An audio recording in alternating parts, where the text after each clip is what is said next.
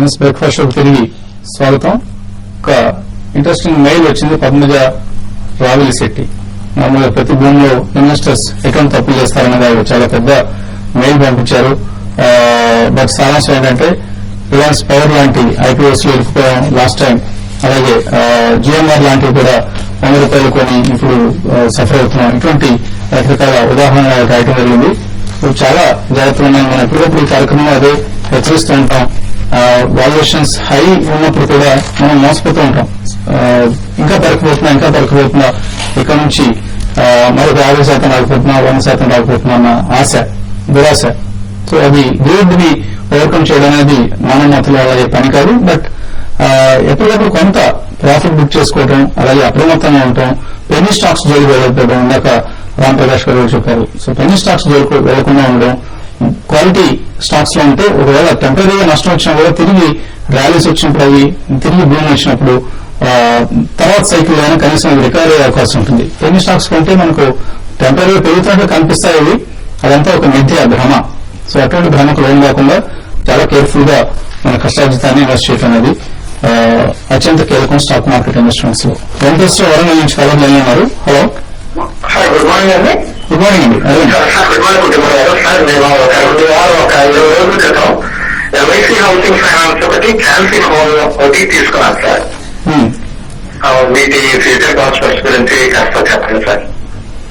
రెండు బాగా perform చేస్తున్నాయండి, clear గా అనమాట. ఎల్ఐసి హౌసింగ్ ఫైనాన్స్ రిజల్ట్స్ కూడా వచ్చినాయి. మీకు అబ్జర్వ్ చేస్తుంటే కనుక మార్జిన్స్ సిగ్నిఫికెంట్ గా ఇంప్రూవ్ అయినాయి అనమాట. అందుకని స్టాక్ కూడా బాగా రెసిలియంట్ గా ఉంది. చూసాం మనం ఎప్పుడైతే కనుక మిడ్ 6 months బ్యాక్ క్రాష్ వచ్చినప్పుడు అనమాట, మిడ్ ఇయర్ క్రాష్ లో అప్పుడు 180, 170 వరకు లెవెల్స్ టెస్ట్ చేసినా అక్కడ బాగా కన్సాలిడేట్ అయ్యి వేవ్ స్టార్ట్ అయింది అనమాట. ఇప్పుడు ఆల్రెడీ ₹100 పైన గెయిన్ అయింది ఇయర్ లో దగ్గర నుంచి చూస్తూ ఉంటే కనుక. బట్ స్టిల్ ఉందండి. స్టాక్ రిజల్ట్స్ పరంగా చూస్తే కనుక 330, 340 వరకు ఇదే పాసిబిలిటీ డిస్టింక్ట్ గా కనిపిస్తాయి షార్ట్ టర్మ్ కూడా అనమాట. హోల్డ్ చేయండి. క్యాన్ ఫైనాన్స్ కూడా రిజల్ట్ బాగుందండి. రెండు కూడా హోల్డ్ చేయండి. All housing finance companies as of now hold చేయమంటారు. ఎందుకంటే ఇంట్రెస్ట్ రేట్స్ హైయర్ ప్లాటోల్ పైన ఉండే పాసిబిలిటీ కనిపిస్తాం నెక్స్ట్ ఫ్యూ క్వార్టర్స్ కూడా. ఎందుకంటే ఇన్ఫ్లేషన్ ఎక్కువ ఉంది కాబట్టి ఆర్బీఐ తగ్గించిన వడ్డీ రేట్లు ఈ బోత్ ద కంపెనీస్ బాగా చేస్తాయి. హోల్డ్ చేయండి. నమస్కారం, కరీంనగర్ నుంచి సంతోష్. హలో సంతోష్, అదేంటి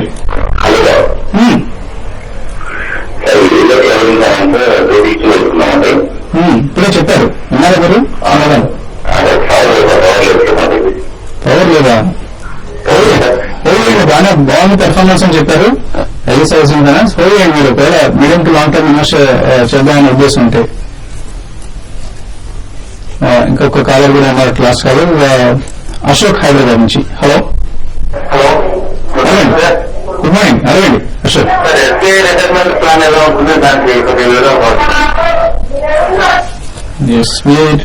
ప్లాన్ ఏదైనా ఐడియా ఉందా మీకు? దానికంటే కూడా ఐ వుడ్ సజెస్ట్ అంటే ఎన్పిఎస్ నేషనల్ పెన్షన్ స్కీమ్ ఏదైతే లాంచ్ చేశారో దానిలో మాత్రమే తప్పకుండా ఇన్వెస్ట్ చేస్తే I think for next 15 years or 20 years regular గా ఇన్వెస్ట్ చేసుకుంటే I think you can have better retirement planning. ఎందుకంటే ఈ retirement most of retirement planning అయితే SBI retirement plan ULIP schemes అండి. సో దానికి భిన్నంగా national pension scheme NPS schemes మీరు bank SBI bank వెళ్ళి మీరు ఫామ్ తీసుకొని నింపి ఎన్రోల్ చేసుకుంటే బాగుంటుంది. చాలా సందర్భాలు చూస్తాం మనం. ఎస్బీఐ లైఫ్ ఏజెంట్స్ ఎవరైతే ఉన్నారో వాళ్ళు ఎస్బీఐ పేరుతో ఎస్బీఐ లోగోతో పాంప్లెట్స్ కొట్టించి మీరు 10 లక్షలు యూజ్ చేసి ₹1,00,00,000 అవుతుంది, నెక్స్ట్ మీరు రిటైర్ అయ్యాను కంటూ ఫాల్స్ ప్రామిస్ చూపిస్తున్నారు. దాన్ని చూసి మాత్రం దయచేసి మోసపోవద్దు. ఇటువంటి వాళ్ళ పట్ల ఐఆర్డీఏ లాంటి సంస్థలు ఏం చేస్తున్నారో మనకు అర్థం కాదు. ఐఆర్డీఏ హెడ్ క్వార్టర్స్ హైదరాబాద్ లో ఉంది. ఇన్వెస్టర్స్ దయచేసి కంప్లైంట్స్ లాంటివి ఇవ్వటం కూడా మంచిది దీనికి. అలాగే కీర్తి అడుగుతున్నారు, కరుకూరు గ్లోబల్, ఆర్బీఐ ఆగ్రో రెండు కూడా చోర్ కంపెనీస్ అట, దొంగ కంపెనీలు అట. చాలా ఆలస్యంగా మీరు వేయారండి. మంచి ఇంతకుముందు మీరు పెన్నీ స్టాక్స్ పట్ల ఎక్కువ ఆసక్తి చూపిస్తున్నారు. ఇటువంటి కంపెనీలు జాగ్రత్తగా ఉండండి. సో మనం స్కోరింగ్ ఏమంటున్నారు, స్కోరింగ్ ఇవ్వడం అనేది ఇట్లాంటి ఒక 1000-2000 కంపెనీస్ ఉంటాయండి. బాంబే స్టాక్ ఎక్స్చేంజ్ కావచ్చు, ఎన్ఎస్సీలో కావచ్చు. మనమే అప్రమత్తంగా ఉండాలండి. టీవీ ఛానల్స్ కంటే కూడా ఎవరికి వాళ్ళు అప్రమత్తం ఉండడం ముఖ్యం. మరియు Rooney కోటర్స్, Thomas cook, relax footwear ఈ పనిలో అనుకుంటున్నారు రవిశంకర్, ఎక్కడ కావచ్చు. ఆల్ త్రీ బాగా పెరిగినాయండి లాస్ట్ 1 year లో మీరు అబ్జర్వ్ చేస్తే అనమాట. One of the out performing small cap అంటే కనుక మయూర్ యూనిక్వార్టర్స్ అనమాట. రిలాక్స్ ఫుట్వేర్ కూడా, ఎందుకంటే లార్జ్ ఇన్వెస్టర్స్ ఈ స్టాక్స్ లో ఉంటాయి, కంపెనీస్ కూడా కన్సిస్టెంట్ గా పెర్ఫార్మ్ చేయటం అనమాట. కరెంట్ లెవెల్స్ మాత్రం నేను అడ్వైస్ చేయండి, ఎందుకంటే ఆల్రెడీ దాదాపు స్టాక్స్ లాస్ట్ 1.5 year లో చూస్తే మీకు మోర్ దాన్ 400% పెరిగింది స్టాక్స్ అనమాట. కాబట్టి కాస్త వెయిట్ అండ్ వాచ్ అంటారు. శంకర్ శ్రీరామ్, ఎస్బీఐ, ఎన్హెచ్పిసి, యూనిటెక్ వీటిలో ఎస్బీఐ లో ప్రాఫిట్ లో ఉన్నా ప్రాఫిట్ బుక్ చేసుకోవచ్చా, ఎన్హెచ్పిసి యావరేజ్ చేసుకోవచ్చా, అలాగే యూనిటెక్ కూడా యావరేజ్ చేసుకోవచ్చా? యూనిటెక్ అయితే ప్రస్తుతానికి అవాయిడ్ చేయడం మంచిదండి. బేర్ మార్కెట్ లో అంటే స్టాక్ ఓవర్ గా బేరిష్ లో ఒక బయట రిలీఫ్ ఫ్రైడే చూసాము, హైర్ లెవెల్ లో ప్రాఫిట్ ఉంటే కనుక ఎగ్జిట్ కూడా మంచిది. హెచ్పిసి కూడా మనం చూసాము కంటిన్యూస్ గా పెరుగుతూ కొంచెం హై లెవెల్ లో కొంచెం ఇంకా స్టేబుల్ గానే కనిపిస్తుంది. కాబట్టి 22-24 రూపీస్ దగ్గర స్ట్రాంగ్ రెసిస్టెన్స్ ఉంది, అక్కడ ఎగ్జిట్ అవ్వచ్చు. అలాగే ఎస్బీఐ కూడా చూసాము, భారీ వాల్యూ చూసాము, కాకపోతే మార్కెట్ కూడా అలాగే కొంచెం ఎస్బీఐ లాంగ్ టర్మ్ రెసిస్టెన్స్ 2100 దగ్గర ఉంది. కొంచెం ఈ లెవెల్ లో కూడా ప్రాఫిట్ బుక్ చేయొచ్చు.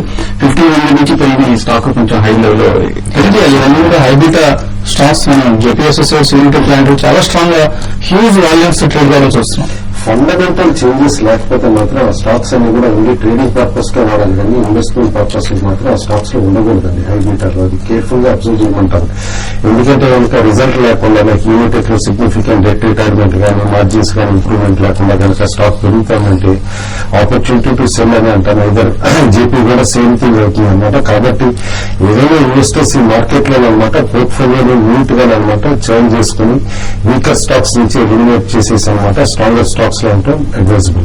చాలా మెయిల్స్ వచ్చేయడం కానీ సమయం సరిపోయింది లేదు. అలాగే ఇన్వెస్టర్స్ కు, ట్రేడర్స్ కు, ప్రేక్షకులకు మరొకసారి గమనిక, మధ్యాహ్నం కార్యక్రమం ఏదైతే ఉందో స్మార్ట్ ఇన్వెస్టర్, దీన్ని ఎన్నికలు ముగిసేంత వరకు అంటే May 7 వరకు రద్దు చేయడం జరిగింది. అంశాన్ని దయచేసి గమనించండి. సో రేపు ఉదయం 8 గంటలకు బిజినెస్ బ్రేక్ఫాస్ట్ మళ్ళీ కలుగుతాం.